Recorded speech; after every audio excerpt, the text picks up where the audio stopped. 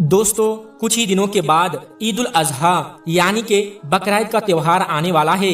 इसलिए सबसे पहले आप सभी इस्लामी भाई बहनों को एडवांस में बकरीद की बहुत बहुत मुबारकबाद। अगर आपका दिल करे तो आप भी हमें कमेंट बॉक्स में बकरीद की मुबारकबाद दे सकते हैं।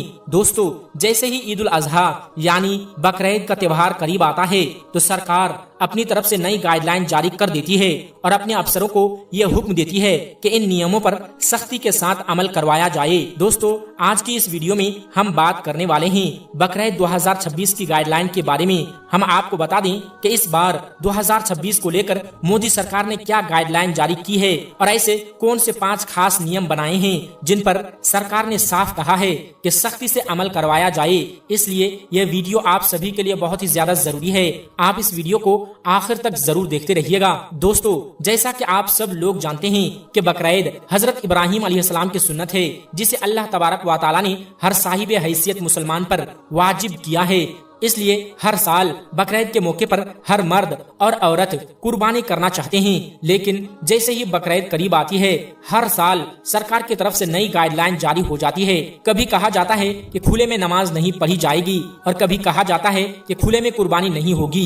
लेकिन इस बार जो गाइडलाइन जारी हुई है उसे देखकर बहुत सारे लोग परेशान हैं। दोस्तों हम आपको सरकार की तरफ से जारी किए गए उन 5 नियमों के बारे में बताने जा रहे हैं। जिस तरह हर मुसलमान सुन्नत पर अमल करता है उसी तरह सरकार की तरफ से दिए गए गाइडलाइन को भी फॉलो करना चाहिए ताकि हम और हमारे घर वाले हर परेशानी और हादसे से महफूज रहे। दोस्तों बकरीद का त्योहार आते ही मोदी सरकार ने नई गाइडलाइन जारी कर दी है। इस बार यानी बकरीद 2026 में मोदी सरकार ने 5 खास नए नियम बनाए हैं जिनके बारे में हर मुसलमान को मालूम होना और उन पर अमल करना बहुत ही ज्यादा जरूरी है। यानी इस बार ईद उल अजहा की नमाज कैसे पढ़ी जाएगी और इस बार कुर्बानी किस तरह की जाएगी, यह सब बातें इन गाइडलाइन में लिखी गई है। इसलिए इस वीडियो को आखिर तक जरूर देखें क्योंकि इन नियमों को जानना आप सभी के लिए बहुत ही ज्यादा जरूरी है। दोस्तों मोदी सरकार ने बकरीद पर 5 खास नियम बनाए हैं और अपने अफसरों को यह हुक्म दिया है कि इन गाइडलाइन पर सख्ती से अमल करवाया जाए ताकि पूरे मुल्क में अमन व अमान और सुकून और भाईचारा कायम रहे और कोई भी माहौल खराब करने की कोशिश ना करे। नंबर 1, खुले में कुर्बानी ना करे। दोस्तों मोदी सरकार ने अपनी गाइडलाइन में पहला फरमान तो ये जारी किया है कि इस बार कोई भी शख्स खुले में कुर्बानी ना करे, यानी खास करके शहरों के लोग बाहर सड़कों पर या खुले मैदान में कुर्बानी ना करे। इस खबर को देखते ही कई लोगों का ये कहना है कि इस बार मोदी सरकार ने घरों में या फिर खुले में कुर्बानी करने पर रोक लगा दी है। इस बार सिर्फ मजाज बुच्चड़ खानों में कुर्बानी की जा सकेगी। मगर हम आपको बता दें कि यह खबर सरासर गलत है। इस खबर का मतलब ये नहीं। इस खबर का मतलब यह है कि मुसलमान बाहर सड़कों पर या खुले मैदान में कुर्बानी ना करें। खास करके शहरों के लोग इस तरह से जो कुर्बानी किया करते थे, मोदी सरकार ने इस बार उस पर रोक लगा दी है और अपनी गाइडलाइन में इस बात को साफ कर दिया है कि बकरीद के मौके पर मुसलमान इस बार ऐसा ना करें। उसके लिए सरकार ने अपने आला अफसरों को सख्त हिदायत दी हैं। नंबर 2, बैन जानवर ना काटे जाएं। दोस्तों मोदी सरकार ने अपनी गाइडलाइन में दूसरा फरमान ये जारी किया है कि इस बार पूरे मुल्क में कहीं पर भी किसी ऐसे जानवर की कुर्बानी ना की जाए जिस जानवर पर भारत सरकार की तरफ से रोक लगाई गई हो। और उसको रोकने के लिए मोदी सरकार ने अपने आला अफसरों को सख्त हिदायत भी दी हैं।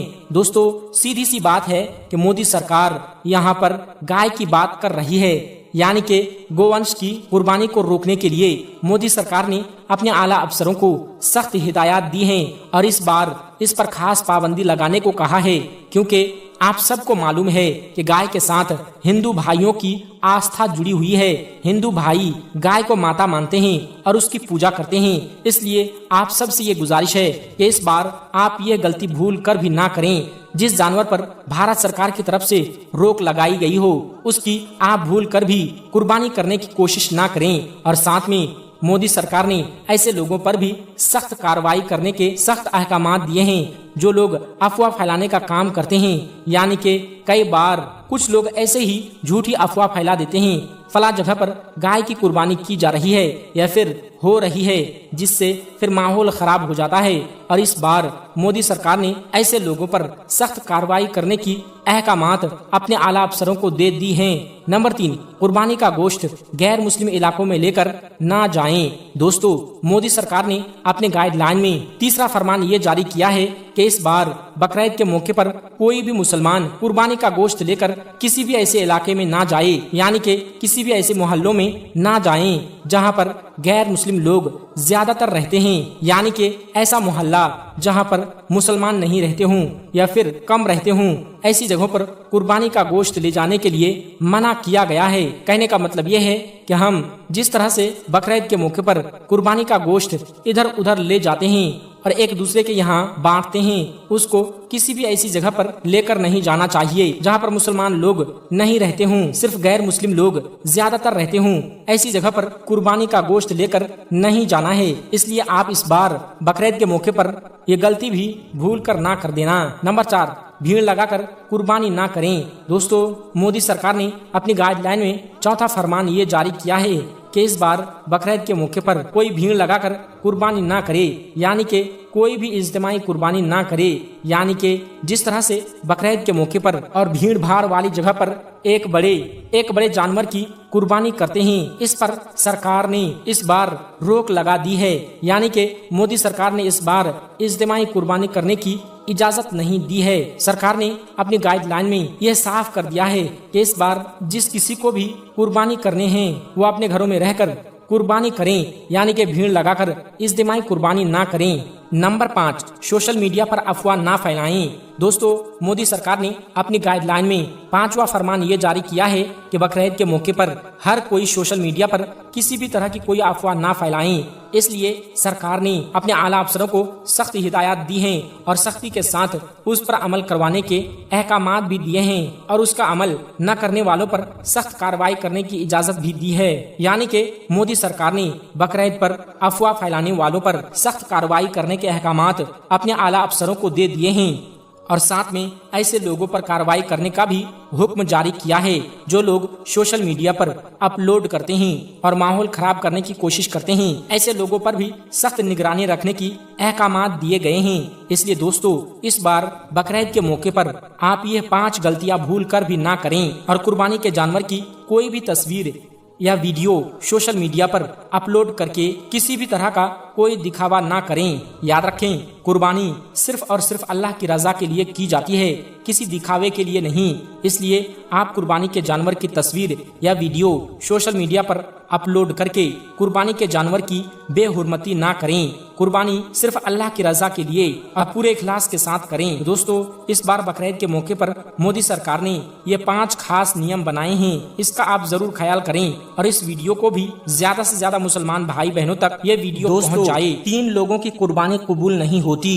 रसूल अकरम सल्लल्लाहु अलैहि वसल्लम ने फरमाया कि कुर्बानी के दिनों में अल्लाह तबारक व तआला को कुर्बानी से ज्यादा कोई चीज पसंद नहीं। उन दिनों में यह अमल तमाम नेकियों से बढ़कर है और कुर्बानी करते वक्त खून का जो कतरा जमीन पर गिरता है वो जमीन पर गिरने से पहले ही अल्लाह तबारक व तआला के यहाँ कबूल हो जाता है। एक दिन सहाबाए किराम ने अर्ज किया, या रसूलल्लाह सल्लल्लाहु अलैहि वसल्लम, ये कुर्बानी क्या है? नबी अकरम सल्लल्लाहु अलैहि वसल्लम ने फरमाया, ऐ साहबा, ये कुर्बानी तुम्हारे बाप दादा हजरत इब्राहिम अलैहिस्सलाम की सुन्नत मुबारका हैं। यह सुनकर सहाबाए किराम ने मजीद पूछा, या रसूलल्लाह सल्लल्लाहु अलैहि वसल्लम, इस पर हमें अज्र व सवाब कितना मिलेगा? आप सल्लल्लाहु अलैहि वसल्लम ने फरमाया, जानवर के हर एक बाल के बदले तुम्हें एक एक नेकी मिलेगी, यानी तुम्हारा जानवर जितना बड़ा होगा उसके जिस्म पर जितने ज्यादा बाल होंगे उतने ही ज्यादा नेकियां तुम्हें मिलेगी। रसूल अकरम सल्लल्लाहु अलैहि वसल्लम ने एक दिन अपनी प्यारी बेटी हजरत सैयदा फातिमा ज़हरा रज़ियल्लाहु ताला अन्हा से फरमाया, बेटी फातिमा, उठो और अपने कुर्बानी के जानवर के पास रहो। यह सुनकर सैयदा फातिमा ने पूछा, या रसूलल्लाह सल्लल्लाहु अलैहि वसल्लम, इसमें क्या हिकमत है? मैं जानवर के करीब क्यों रहूं? नबी करीम सल्लल्लाहु अलैहि वसल्लम ने फरमाया, इसलिए कि जब तुम्हारे जानवर के खून का पहला कतरा जमीन पर गिरेगा तो अल्लाह तबारक व तआला तुम्हारे पिछले तमाम गुनाहों को माफ कर देगा یہ سن کر سیدہ فاطمہ نے عرض کیا، یا رسول اللہ صلی اللہ علیہ وسلم، یہ فضیلت صرف اہل بیت کے لیے ہے، یہ تمام مسلمانوں کے لیے بھی؟ میرے نبی کریم صلی اللہ علیہ وسلم نے فرمایا، یہ فضیلت تمام مسلمانوں کے لیے ہے۔ رسول اکرم صلی اللہ علیہ وسلم نے فرمایا، جو شخص قربانی کی طاقت رکھنے کے باوجود قربانی نہ کرے وہ ہماری عیدگاہ کے قریب نہ آئے۔ حضرت امام جعفر صادق رضی اللہ تعالی عنہ لوگوں کو نصیحت فرما رہے تھے، آپ قربانی کی فضیلت بیان کر رہے تھے۔ اسی دوران آپ نے فرمایا، اے لوگو، دنیا میں رہنے والے ہر مسلمان کی قربانی اللہ تبارک و تعالی قبول فرما لیتا ہے، چاہے وہ گناہگار ہی کیوں نہ ہو، مگر 3 بدقسمت لوگ ایسے ہیں جن کی نہ نماز قبول ہوتی ہے، نہ حج اور نہ ہی قربانی۔ لوگوں نے پوچھا، حضرت وہ 3 بدقسمت لوگ کون ہیں؟ آپ نے فرمایا، نمبر 1 شرک کرنے والا، یعنی وہ شخص جو اللہ کے ساتھ کسی اور کو شریک ٹھہرائے، اللہ کے دروازے کو چھوڑ کر غیروں کے دروازے پر جائے، ان سے مدد مانگے، فریاد کرے، مشکل کشائی چاہے، ایسے شخص کا کوئی عمل قبول نہیں ہوتا۔ رسول اکرم صلی اللہ علیہ وسلم نے فرمایا، شرک سے بچنا، چاہے تمہارے ٹکڑے ٹکڑے کر دیے جائیں پھر بھی شرک نہ کرنا۔ جب انسان زنا کرتا ہے تو اس وقت اس کا ایمان کمزور ہو جاتا ہے، جب چوری کرتا ہے، جھوٹ بولتا ہے یا سود کھاتا ہے تب بھی اللہ تبارک و تعالی ناراض ہوتا ہے، مگر جب کوئی انسان اللہ کو چھوڑ کر غیروں کے سامنے ہاتھ پھیلاتا ہے تو اللہ تبارک و تعالی سب سے زیادہ ناراض ہوتا ہے۔ نمبر 2 حرام مال سے قربانی کرنے والا، جو شخص حرام کمائی سے جانور خرید کر قربانی کرے اس کی قربانی قبول نہیں ہوتی۔ حرام مال انسان کی اولاد کو بے حیائی اور بے غیرتی کی طرف لے جاتا ہے۔ نمبر 3 سود کا کاروبار کرنے والا، جو لوگ سود لیتے ہیں، سود دیتے ہیں، غریبوں کو قرض دے کر زیادہ رقم وصول کرتے ہیں، ان کی قربانی بھی قبول نہیں ہوتی جب تک وہ سچی توبہ نہ کریں۔ حضرت انس فرماتے ہیں کہ رسول اللہ صلی اللہ علیہ وسلم نے فرمایا، قربانی 10ویں ذی الحجہ کے بعد 2 یا 3 دن تک کی جا سکتی ہے۔ قربانی کا گوشت خود بھی کھا سکتے ہیں، رشتہ داروں کو بھی دے سکتے ہیں اور غریبوں میں بھی تقسیم کر سکتے ہیں۔ علماء نے فرمایا، اگر گوشت کے 3 حصے کیے جائیں تو بہتر ہیں، ایک حصہ اپنے لیے رکھیں، دوسرا رشتہ داروں کے لیے اور تیسرا غریبوں اور مسکینوں کے لیے۔ دوستو، اس بار 28 مئی 2026 کو بقرعید آنے والی ہے۔ سب سے پہلے آپ سبھی اسلامی بھائی بہنوں کو عید الاضحیٰ کی بہت بہت مبارکباد۔ دوستو، اب ہم آپ کو 10 غلطیوں کے بارے میں بتاتے ہیں جو اکثر مسلمان بقرعید کے دن کر دیتے ہیں۔ نمبر 1 دکھاوا نہ کرے۔ بہت سے لوگ قربانی کے جانور کی نمائش کرتے ہیں، بازاروں میں گھماتے ہیں اور لوگوں کو قیمت بتاتے پھرتے ہیں۔ یاد رکھیں، قربانی صرف اللہ کی رضا کے لیے ہونی چاہیے، دکھاوے کے لیے نہیں۔ نمبر 2 کسی کی دل آزاری نہ کرے۔ ایسا کوئی کام نہ کرے جس سے دوسرے مذاہب کے لوگوں کی دل آزاری ہوں۔ خاص طور پر ایسے جانور کی قربانی نہ کرے جس پر حکومت کی طرف سے پابندی ہو۔ نمبر 3 صرف گوشت کھانے کی نیت نہ ہو۔ قربانی صرف اللہ کی رضا کے لیے کریں۔ اللہ تعالیٰ کے پاس نہ گوشت پہنچتا ہے نہ خون، بلکہ تمہاری نیت پہنچتی ہے۔ نمبر 4 سوشل میڈیا پر ویڈیو نہ ڈالیں۔ بہت سے لوگ قربانی کی ویڈیو یا تصاویر فیس بک، واٹس ایپ اور یوٹیوب پر ڈال دیتے ہیں، یہ مناسب نہیں۔ نمبر 5 جانور کو کم سے کم تکلیف دیں۔ چھری اچھی طرح سے تیز کریں، جانور کے سامنے چھری تیز نہ کریں اور ایک جانور کو دوسرے کے سامنے ذبح نہ کریں۔ نمبر 6 کھلے عام قربانی نہ کریں۔ قربانی کا خون سڑک یا نالی میں نہ بہائیں، بلکہ صفائی کا خاص خیال رکھیں۔ نمبر 7 غریبوں کا خیال رکھیں۔ قربانی کا گوشت غریبوں، مسکینوں اور رشتہ داروں میں ضرور تقسیم کریں۔ نمبر 8 ہتھیاروں کی نمائش نہ کریں۔ چھری، چاقو یا دوسرے ہتھیاروں کا دکھاوا نہ کریں۔ نمبر 9 بیمار یا حاملہ جانور کی قربانی نہ کریں۔ جانور صحت مند اور صحیح سالم ہونا چاہیے۔ نمبر 10 قربانی کے جانور کو لالچ میں بیچ نہ دیں۔ اللہ کی راہ میں وہ چیز قربان کریں جو آپ کو سب سے زیادہ محبوب ہو۔ دوستو، اگر آپ سے کوئی پوچھ لے کہ دنیا میں سب سے پہلا حج کس نے کیا تھا تو شاید آپ فوراً جواب نہ دے پائیں، لیکن اس ویڈیو کو دیکھنے کے بعد یقیناً آپ جان جائیں گے کہ سب سے پہلا حج کس نے کیا تھا۔ دوستو، اگر آپ اس بارے میں جاننا چاہتے ہیں تو اس ویڈیو کو آخر تک ضرور دیکھیے گا۔ دوستو، سعودی عرب کے شہر مکہ میں خانہ کعبہ کی تعمیر حضرت آدم علیہ السلام کے زمانے میں ہی ہو چکی تھی۔ روایتوں میں آتا ہے کہ جب اللہ تبارک و व ताला ने हजरत आदम अलैहिस्सलाम को जन्नत से जमीन पर भेजा तो हजरत आदम अलैहिस्सलाम ने अल्लाह के हुक्म से पहाड़ियों से पत्थर लाकर खाना काबा की तामीर की। लेकिन उसके हजारों साल बाद जब हजरत नूह अलैहिस्सलाम के जमाने में बहुत बड़ा तूफान आया तो उस तूफान में काबा शरीफ की इमारत गिर गई, मगर उस तूफान में भी खाना काबा की बुनियाद बाकी रही। दोस्तों, उसके बाद यानी आज से तकरीबन 4000 साल पहले मक्का शरीफ में कोई भी नहीं रहता था। फिर हजरत इब्राहिम अलैहिस्सलाम अल्लाह तबारक व तआला के हुक्म से अपनी बीवी हजरत हाजरा और बेटे हजरत इस्माइल अलैहिस्सलाम को लेकर उस जगह पहुँचे जहां आज मक्का मौजूद है। वहां न कोई आबादी थी, न पानी था और न कोई इंसान रहता था, सिर्फ और सिर्फ झाड़ियां और दरख्त थे। हजरत इब्राहिम अलैहिस्सलाम ने अपनी बीवी और बच्चे को वहां पर छोड़ दिया। उसके बाद उसके पास पानी की एक मशकिज़ा और कुछ खजूरें रख दी और फिर शाम की तरफ वापस चले गए। हजरत इब्राहिम अलैहिस्सलाम दूसरी बार मक्का शरीफ आए तो ज्यादा देर ना रुके, लेकिन जब तीसरी बार आए तो हजरत इस्माइल अलैहिस्सलाम से फरमाया कि बेटा, अल्लाह तबारक व तआला ने मुझे एक हुक्म दिया है। हजरत इस्माइल अलैहिस्सलाम ने कहा कि अब्बा जान, अल्लाह का हुक्म पूरा कीजिए। फिर हजरत इब्राहिम अलैहिस्सलाम ने फरमाया कि अल्लाह ताला ने मुझे हुक्म दिया है कि यहाँ पर एक घर बनाऊं। उसके बाद खाना काबा की तामीर शुरू हुई। हजरत इस्माइल अलैहिस्सलाम पत्थर लाते जाते और हजरत इब्राहिम अलैहिस्सलाम दीवार बनाते जाते थे। जब दीवार कुछ ऊंची हो गई तो हजरत इस्माइल अलैहिस्सलाम एक पत्थर लाए ताकि हजरत इब्राहिम अलैहिस्सलाम उस पर खड़े होकर तामीर करें। यही पत्थर आज मकाम इब्राहिम कहलाता है। दोनों बाप बेटे दीवार उठाते जाते और साथ साथ दुआ भी करते जाते थे कि हमारे रब, हमसे यह खिदमत कबूल फरमा, बेशक तू सब कुछ सुनने और जानने वाला है। उन्होंने इस घर की तामीर न मिट्टी से की और न चूने से, बल्कि सिर्फ पत्थरों पर पत्थर रखते गए। उस वक्त काबा की न छत थी और न दरवाजा। बाद में मुख्तलिफ जमानों में उसकी दोबारा तामीर होती रही। कुरैश ने भी तामीर की और उनके बाद भी कई बार तामीर हुई। कहते हैं कि उस वक्त हजरत इस्माइल अलैहिस्सलाम की उम्र तकरीबन 20 साल थी। हजरत इब्राहिम अलैहिस्सलाम ने बैतुल्लाह के करीब हजरत इस्माइल अलैहिस्सलाम की बकरियों के लिए एक बाड़ा भी बनाया था। पहले बैतुल्लाह की जगह एक सुर्ख टीला था। अक्सर सैलाब इधर उधर से उसको काट देते थे। जब हजरत इब्राहिम अलैहिस्सलाम तामीर से फारिग हुए तो उन्होंने हजरत इस्माइल अलैहिस्सलाम से फरमाया कि एक ऐसा पत्थर लाओ जो तवाफ शुरू करने की निशानी बन सके।